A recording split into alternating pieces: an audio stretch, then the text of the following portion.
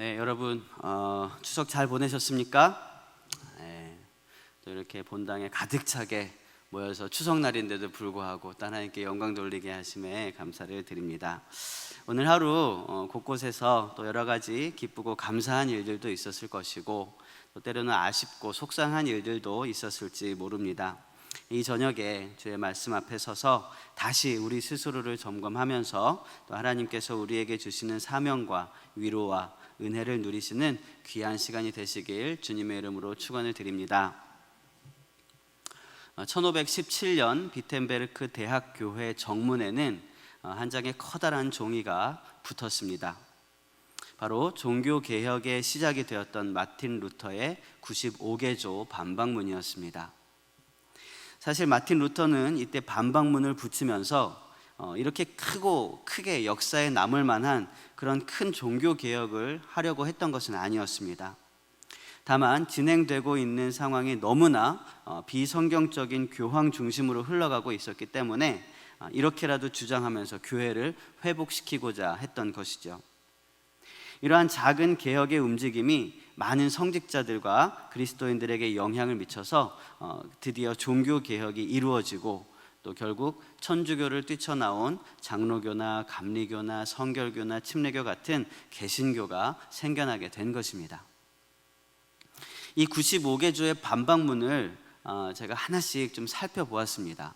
근데 하나하나 보니까 이 95개의 표현들은 조금씩 다르게 되어 있지만 내용을 보면은 큰 틀에서 두어 가지를 좀 반박하는 그런 내용이었습니다. 큰 주제 두 가지를 반박하는 것이었는데 그 중에 하나는 잘못된 회계 절차인 고해성사, 잘 알죠? 고해성사라는 것과 또 하나는 우리가 역사 시간에 많이 들었던 면죄부 판매에 대한 것이었습니다.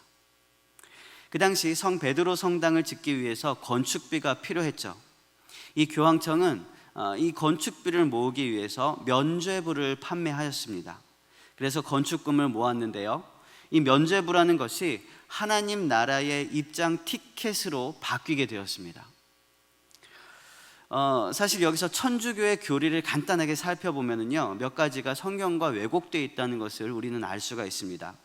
먼저는 죄 용서를 어떻게 받느냐 이겁니다. 우리는 어떻게 합니까?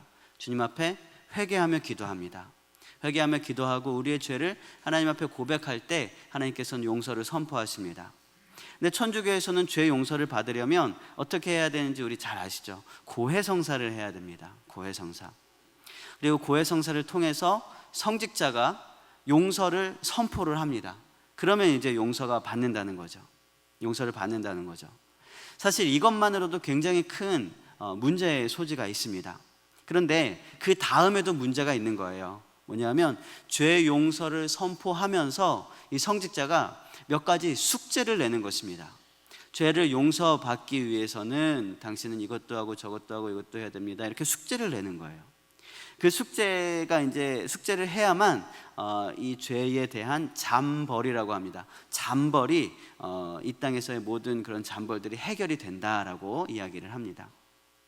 물론 그 숙제라는 것은 뭐 커다란 건 아니고 이제 어떤 선행들과 아니면 기도를 몇 시간을 하라든지 이런 것들입니다. 근데 이것도 사실은 문제죠. 행위에 대한 구원이 들어가는 것이기 때문에. 그런데 더 큰 문제는 이 숙제가 그들의 용어로 보면 대사라고 하는데 이 대사가 어떻게 또 속해질 수 있냐면 헌금을 내면 이 대사가 속해진다는 겁니다. 내가 착한 일을 몇 번 해야 되고 기도를 몇 시간 해야 되는데 대신에 얼마를 딱 내면은 이 대사가 없어진다는 거예요. 그래서 면대사부라고 하는 것이 팔리게 되었다는 것입니다. 이게 조금 오역이 되면서 우리는 면죄부라고 이야기를 하죠. 그러니까 천주교에서는 지금도 얘기하는 것이 그겁니다. 엄밀히 말하면 면대사부와 면죄부는 다르다라고 주장을 하는 겁니다. 하지만 그렇다고 할지라도 이 면대사부 자체도 성경적이라고 할 수는 없는 것입니다. 게다가 수백 년 전부터 판매되었던 이 면대사부가 마틴 루터 당시에 95개조 반박문을 딱 게시하던 그 당시에 판매될 때는 분명히 면죄부의 형식으로 이 돈을 내면 죄가 사해진다라는 형식으로 판매되었다는 것입니다. 이 면죄부의 구매를 통해서 이 동전이 헌금통에 딸랑 하고 들어가는 순간 그 소리가 하늘에 닿을 때에 그 영혼이 구원을 받는다라고 얘기를 하는 거예요. 심지어 고증되어 있는 여러 가지 사본이 있는데 그 사본 중에 한 가지를 보면요, 이 면죄부에는 유효기간도 있었습니다. 그러니까 이게 평생에 한 번만 사면 모든 죄가 사해지는 게 아니라 한 번 사면 그 면죄부에 대한 유효기간이 1년이고 2년이고 있는 거예요. 그럼 그 다음에는 유효기간 끝났어요. 새로 또 사야 되는 거예요. 이 굉장히 엉망진창인 상황이었던 것입니다. 그래서 마틴 루터는 이에 대해서 95개조 반박문을 쓰면서 그 불의함을 세상에 알렸던 것입니다. 물론 그는 몇 년 후에 이 교황청에 의해서 성직에서 쫓겨나게 되었습니다. 그러나 그 반박문을 읽고 많은 사람들이 거기에 동의하면서 일어나서 결국 유럽에서 시작해서 모든 종교 개혁들이 일어나게 된 것입니다. 이렇게 시작된 종교 개혁은요, 크게 세 가지 모토를 가지고 진행을 하고 있는데, 우리가 잘 알듯이 오직 믿음, 오직 은혜, 그리고 오직 성경, 이 믿음과 은혜와 성경에 대해서 중심을 가지고 종교 개혁을 진행을 해 나갔습니다. 반대로 생각하면 그 시대 교회 안에는 얼마나 믿음이 없었으며 얼마나 은혜가 없었으며 얼마나 성경을 모르는 채로 그렇게 신앙을 생활을 했는가를 예측할 수 있는 것이죠. 그러니까 종교 개혁이라는 것은 조금 더 풀어서 얘기하자면 믿음이 없는 곳에 믿음을 심고 은혜가 없는 곳에 은혜를 베풀고 또 말씀이 없는 곳에 말씀이 선포되는 것을 말하는 것입니다. 이러한 종교 개혁은 사실은 성경 시대에도 성경 곳곳에서 나타나고 있습니다.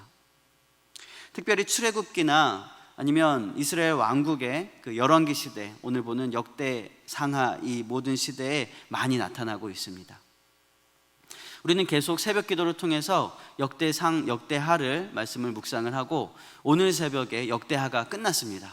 내일부터는 이제 에스라가 시작되고 다음 주에는 가을 특별 새벽 기도가 시작되는데요.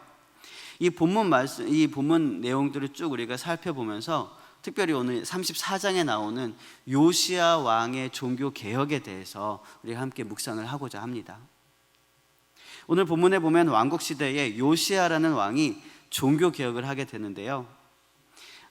이 요시야 왕은 종교 개혁을 해 나가면서 크게 세 가지를 결단하면서 하나님 앞에서 종교 개혁을 해 나가는 것을 볼 수가 있습니다.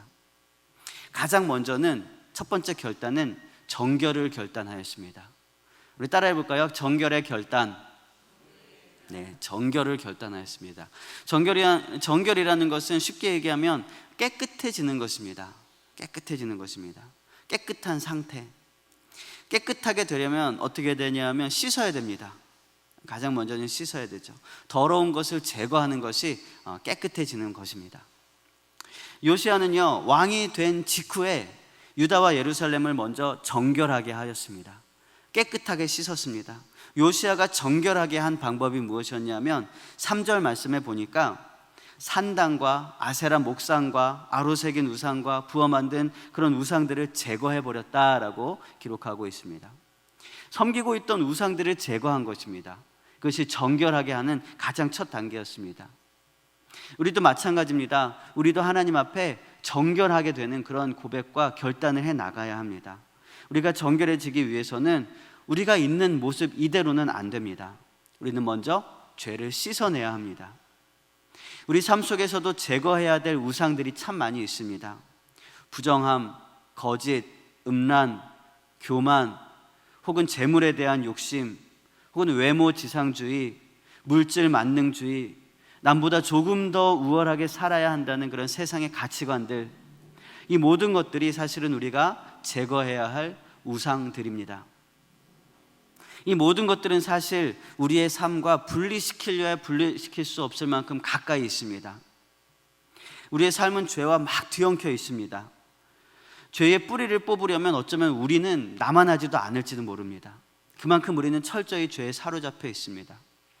그렇기 때문에 예수님께서는 우리를 위해서 십자가에 달려서 죽으신 것입니다. 죽음을 통해서만이 깨끗하게 씻어질 수 있기 때문입니다. 그래서 우리는 주의 보혈로 우리의 죄를 씻을 수 있습니다. 그것은 깨끗이 빨아서 씻어서 깨끗하게 만드는 그런 수준이 아니었습니다. 재창조의 수준입니다. 우리의 죄를 깨끗이 씻어서 완전히 새롭게 만드는 그런 창조이죠. 우리는 주님 안에서 다시 지음을 받은 것입니다. 그런데 정결의 결단은 여기서 멈추면 안 됩니다. 우리가 구원을 받았다고 해서 그 뒤로 우리는 죄와 상관없는 사람이 되지 않았습니다. 여전히 우리의 마음에는 죄를 짓고자 하는 욕망이 있고, 우리의 행동들 속에는 나도 모르게 짓는 그런 죄들이 너무나 많이 포함되어 있기 때문입니다. 우리는 계속해서 그 정결함을 유지하려는 노력이 있어야 한다는 것입니다. 한번 정결하고 마는 것이 아니라 계속해서 정결하려는 그런 노력이 있어야 돼요. 죄가 다가오면 그 죄에 대해서 유혹이라면 우리가 피해야 합니다. 맞설 수 없습니다. 피하는 것이 정답일 때가 있습니다. 때로 사단의 그런 정죄함이나 참소함이 있습니다. 그럼 우리는 죄와 맞서야 할 때도 있습니다. 예수 그리스도의 복음으로, 말씀으로 죄에서 승리해야 할 때도 있는 것입니다. 그렇게 죄를 대항해 나가면서 우리는 죄와 맞서고 죄에서 승리해야 나가야 하는 것입니다. 이러한 정결함의 유지라는 것도 우리는 그리스도의 십자가의 능력으로 가능합니다. 정결함을 유지하기 위해서 우리는 십자가로 죄를 이겨야 합니다. 날마다 회개하면서 주님을 묵상해야 됩니다. 말씀에 사로잡혀서 살아가야 하는 것입니다. 구약의 왕국 시대를 보면은요, 끊임없이 우상이 세워지고 또 누군가는 우상을 무너뜨리고 또 다시 우상이 세워지고 또 무너뜨리고를 반복합니다. 정결하게 되었다가 다시 더러워지고 또 누군가에 의해서 종교개혁이 일어났다가 또 무너졌다가를 계속해서 반복하는 것입니다. 우리 삶 속에서도 마찬가지죠. 보혈에 의해서 깨끗하게 씻음을 받습니다. 우리가 눈물로 회개합니다. 우리의 모든 죄가 그리스도를 주로 고백하면서 받아들이면서 다 깨끗이 씻어졌습니다. 그러나 그 정결함을 유지하기는 그렇게 쉽지 않습니다. 하지만 우리는 날마다 주의 보혈에 의지해서 또 회개하고 또 주의 십자가 앞에 나가는 삶을 살아가야 합니다. 그것이 정결함을 유지하는 삶이기 때문입니다. 그리스도의 보혈로 정결을 결단하고 또 그 정결함을 유지하는 저와 여러분이 되시기를 주님의 이름으로 축복을 드립니다. 두 번째로 요시의 종교개혁에는 또 하나의 결단이 있었는데요, 우리 따라해 봅시다. 예배의 결단. 그렇습니다. 예배를 결단하였습니다. 방금 말씀드렸듯이 역대 상하의 모든 말씀들을 보면 끝없는 축복과 저주의 반복이었습니다. 그것은 우상을 제거했느냐, 우상을 다시 세웠느냐, 이 기준으로 볼 수도 있지만 한 걸음 더 나아가서 조금 더 정확한 기준을 보면은요, 성전을 무너뜨렸느냐, 성전을 보수했느냐, 이 기준으로 볼 수도 있습니다. 오늘 언급된 이 요시아라는 왕의 아버지는 아몬이라는 왕이었습니다. 이 아몬 왕은요, 굉장히 악했습니다. 통치한 지 2년 만에 너무나 악해서 신하들이 그 아몬 왕을 죽였습니다. 2년 만에 폐위가 될 정도로 그렇게 악했던 왕이 아몬이었습니다. 그리고 그 아몬의 아버지는 므낫세 왕이었습니다. 므낫세 왕은요, 우리가 잘 아는 히스기야의 아들이었어요. 히스기야 왕은 굉장히 선한 왕으로, 하나님의 말씀에 순종하는 왕으로, 기도를 많이 하는 왕으로 우리가 알고 있죠. 그런데 그 아들 므낫세는요, 제가 신학교 때 이 므낫세 왕에 대해서 행적을 외우고 이렇게 공부하면서 이렇게 외웠습니다. 므낫세 못났어 그렇게 므낫세 이렇게 외웠어요. 왜냐하면 그 행동이 굉장히 못났습니다. 히스기야가 세워놓은 그런 믿음의 유산들을 다 무너뜨려 버린 거예요.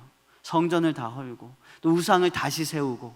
그런데요, 그 므낫세가 말년에 마지막에 다시 겸손하게 주님 앞에 회개하고 나아갑니다. 그 모습이 잠깐 나타나요. 그때 므낫세가 뭘 하냐면요, 성전을 건축합니다. 성전을 다시, 무너진 성전을 보수하고 재건해요. 이 므낫세가 그렇게 성전을 다시 재건하는 것을 하나님께서는 기쁘게 보셨습니다. 그 악한 왕이었는데 마지막에 회개하면서 성전을 건축한 것을 기쁘게 보신 것입니다. 그리고 그의 아버지 히스기야도, 그리고 그 선조의 왕들 중에 요아스라든지 아사라든지 이런 왕들도 선하다고 꼽히는 모든 왕들은 공통적으로 무너진 성전을 보수하였습니다. 여러분, 무너진 성전을 보수하였다는 것이 어떤 의미가 있겠습니까? 우리의 삶 속에서 무너진 성전을 수리하고 우리의 삶 속에서 무너진 성전을 보수하고 회복하게 하는 것이 과연 어떤 의미가 있겠습니까? 이것이 바로 예배입니다. 여러분, 우리 삶 속에 무너진 예배가 있습니까? 그것이 주일 예배든 금요 철야 예배든 수요 예배든 새벽 예배든 이러한 공 예배든 아니면 가정 예배나 말씀이나 큐티나 묵상이나 이런 개인 영성과 같은 것일 수도 있습니다. 우리의 삶 속에서 무너진 예배의 부분들이 있다면 여러분, 우리는 회복해야 합니다. 다시 재건해야 됩니다. 혹은 이 자리에 앉아있는 모든 예배에 앉아있는 우리 한 사람 한 사람이라 할지라도 우리가 그 예배를 대하는 자세, 우리가 하나님 앞에 앉아있는 이 마음의 그런 자세들, 이런 것들이 회복되어야 한다는 그런 의미일 수도 있습니다. 여러분, 무너진 성전을 회복하시길 바랍니다. 무너진 예배들을 재건하시길 바랍니다. 예배가 다시 세워져야 하는 것은 굉장히 중요한 의미가 있습니다. 왜냐하면 예배라는 것은 구원받은 자들이 우리를 구원해 주신 하나님 앞에 올려드리는 감사의 고백이기 때문입니다.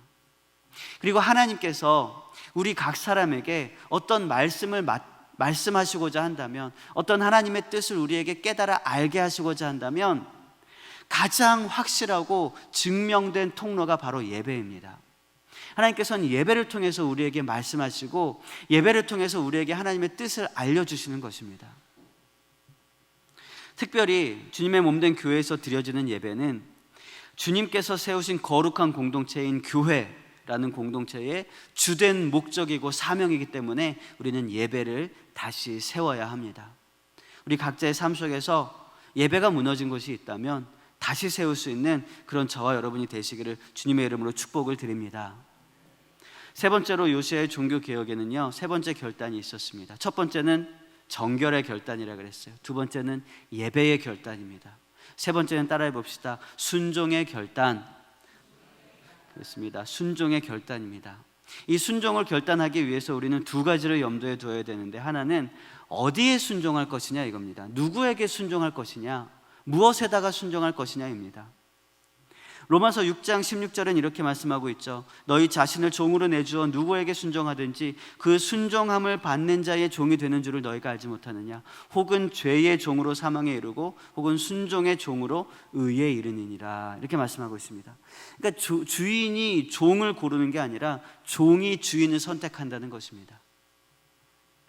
여러분, 우리에게는 자유의지가 있습니다. 그것은 우리가 하나님의 말씀에 순종할 수도 있고 사단의 유혹에 넘어갈 수도 있는데, 그것을 선택할 수 있는 주권이 나에게 있다는 것입니다. 그리고 우리는 그 순종의 결단을 함으로써 우리의 주인을 정할 수 있게 됩니다. 처음에는 작은 쾌락으로 인해서 사단에게 그냥 허락합니다. 사단의 유혹을 그냥 받아들입니다. 그렇게 죄의 길로 갑니다. 언제든지 나는 발을 뺄 수 있습니다. 그런데 그냥 조금씩 쾌락 때문에 내버려 둡니다. 그러나 한 걸음 한 걸음 가다 보면 우리는 더 이상 우리의 자의적인 선택으로 죄에 대하여 순종하는 것이 아니게 되어집니다. 우리의 자유의지는 사라져버리고 말 그대로 사단의 종이 되고 마는 것입니다. 죄의 종이 되고 마는 것입니다. 이제는 내 마음대로 뺄 수가 없습니다. 완전히 무겁고 얽어매어진 그런 죄의 올무에 매이고 말게 되는 것입니다. 그것은 반대로 하나님께 삶을 내어 바치는 사람들도 마찬가지입니다. 말씀에 순종하고 하나님의 뜻에 순종하기 원해서 한 걸음 한 걸음 자신의 의지를 하나님 앞에 내어드리면 우리는 어느새인가 생명도 천사도 하늘의 어떤 권세도 끊을 수 없는 그 사랑 안에 꽁꽁 매이게 되는 것입니다. 여러분, 어디에 순종하시겠습니까? 여러분, 누구의 종이 되시겠습니까? 하나님의 말씀에 순종하기로 결단하는 저와 여러분이 되시길 바랍니다. 이 순종의 결단에는 두 가지를 염두에 두어야 한다고 했습니다. 하나는 어디에 순종할 것이냐, 하나님의 말씀에 순종해야 됩니다. 또 하나는 어떻게 순종해야 될 것이냐입니다. 여러분, 어떻게 순종해야 될까요? 우리 여러분의 성경책으로 오늘 본문 31절 말씀을 좀 다시 한번 읽어보겠습니다. 31절입니다. 시작. 왕이 자기 처소에 서서 여호와 앞에서 언약을 세우되 마음을 다하고 목숨을 다하여 여호와를 순종하고 그의 계명과 법도와 율례를 지켜 이 책에 기록된 언약의 말씀을 이루리라 하고. 여러분, 어떻게 순종해야 됩니까? 마음을 다하고 목숨을 다하여 여호와께 순종하기로 결단해야 하는 것입니다. 요시아가 그렇게 결단을 했습니다. 마음을 다하여 순종한다는 것은 무엇입니까? 이 순종의 동기가 어디에 있느냐는 것입니다. 순종의 동기가 외부적인 어떤 시선이나 압력이나 또 다른 어떤 이유 때문에 순종하기로 결단하는 것이 아닙니다. 이 내면에서부터, 나의 마음에서부터 순종하기로 결단을 하는 것입니다. 요시아가 이 결단을 했던 장소가 어디입니까? 31절 앞쪽에 보니까 자기 처소에서, 자기 침실에서 있는 것입니다. 자기 침실에서 혼자만의 공간입니다. 이곳에서 결단하는 거예요. 내 마음을 다해서, 그 누구의 강제적인 압력도 없고 그 누구의 시선도 없었습니다. 그곳에서 결단하는 것이었습니다. 그리고 그 결단이 처소 밖을 넘어서 예루살렘과 모든 유다에 퍼지게 된 것입니다. 자발적인 순종, 하나님의 마음과 동일한 마음을 품는 순종, 그것이 바로 마음을 다하는 순종인 것입니다. 여러분, 마음 다해서 순종하시길 바랍니다. 그리고 우리는 목숨을 다해서 순종해야 됩니다. 이 목숨을 다해서 순종한다는 것은 어디까지 순종하느냐라는 의미입니다. 여러분, 어디까지 순종할 수 있습니까? 순종의 한계선이 어디까지입니까? 굉장히 어려운 질문입니다. 우리가 내려놓지 못할 몇 가지가 있습니다. 내려놓지 못할 몇 가지 중에 하나가 여기 오고 있습니다. 왔다 갔다 하고 있어요. 자녀들을 내려놓지 못할 수도 있어요. 내가 사랑하는 사람을 내려놓지 못할 수도 있어요. 물질을 내려놓지 못할 수도 있어요. 근데 몇 가지 내려놓지 못하는 것들을 제외한 그런 순종을 말하는 것이 아닙니다. 목숨을 다하는 순종이라면 여러분, 내려놓지 못할 것이 무엇이 있겠습니까? 목숨을 다하는 순종, 이것을 하나님께서는 원하시는 것입니다. 순종의 한계가 없는 그 순종, 온전한 순종, 100% 순종을 하나님 앞에 결단할 수 있는 저와 여러분이 되시기를 주님의 이름으로 축원을 드립니다. 오늘 세 가지를 이야기했습니다. 순종을 결단하고, 예배를 결단하고, 정결을 결단하시길 바랍니다. 우리의 삶에 정결함과 예배와 순종이 회복될 때 우리 삶 속에서는요, 종교개혁이 이루어지는 것입니다. 은혜가 회복되는 것입니다. 믿음이 회복되는 것입니다. 여러분, 모세의 출애굽 때부터 역대 여러 열왕들에 이어서 500년 전 종교개혁 때뿐만 아니라 지금 이 시간에도 우리는요, 하나님 앞에 계속해서 돌아가는 삶을 살아야 합니다. 우리의 눈이 세상을 향하고 있다면, 우리의 마음이 이 땅을 향하고 있다면 우리는 돌이켜서 하나님을 바라보아야 합니다. 이 한국교회도 회복되어야 되고요, 타락한 이 세상 문화도 회복되어야 되고요, 우리들의 가정과 이 기업과 나라와 민족도 다 회복되어야 합니다. 그런데 그 첫 시작점은 바로 내 삶 속에서 내가 먼저 회복되어야 한다는 것입니다. 내가 먼저 정결해지고 나의 예배가 다시 회복되어지고 내가 다시 순종의 결단을 해나갈 때에 이 나라와 민족이 회복되어진다는 것입니다. 여러분, 주님 앞으로 돌아갑시다. 여호와 앞으로 다시 돌아갑시다. 회개하고 회복하여 생명과 기쁨을 누리게 되는 저와 여러분이 되시기를 주님의 이름으로 축원을 드립니다. 우리 함께 찬양하고 기도하겠습니다. 하나님께서는 우리를 포기하지 않으십니다. 우리 찬송가 259장 함께 찬양하시고 기도하실 때에 하나님, 우리를 포기하지 않는 그 사랑을 우리가 날마다 바라보길 원합니다. 하나님, 주님께서 그 보혈로 우리를 씻어서 사셨는데 그 보혈 안에서 우리가 날마다 정결케 되어지길 원합니다. 주님 앞으로 돌아갑니다. 고백하면서 기도하는 그런 귀한 시간 되시길 바랍니다.